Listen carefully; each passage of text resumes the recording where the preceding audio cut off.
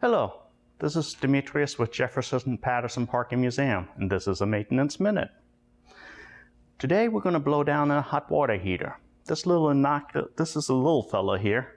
The one in your house is probably about this tall, maybe even taller, about this fat around. I chose this one because it's really easy to see. What we're going to do today is show you how to blow down a hot water heater. This should be done about once a year to prevent sediment buildup at the bottom, which eventually rots out the tank. So let's proceed with the blowdown.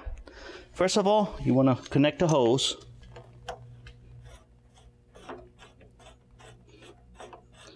Make sure you have a rubber washer in there. It always helps. Then we want to open the valve. The valve comes in all sorts of shapes and sizes. Some of them have a nice little handle on it that you can turn. In this case, it requires a screwdriver. So we're going to open it up. We can hear it start, and then we're going to go to the other end and see how clean it is. It'll take a minute for it to run down. Probably have about 25-foot hose. Maybe we have to open it up a little more.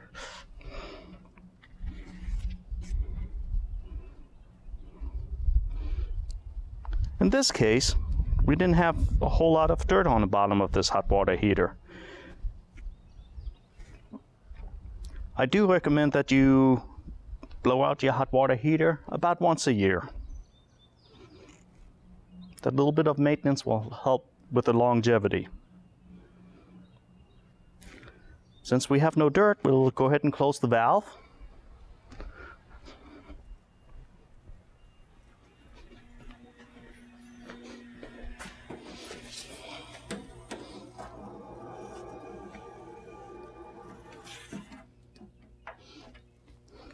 Disconnect the hose.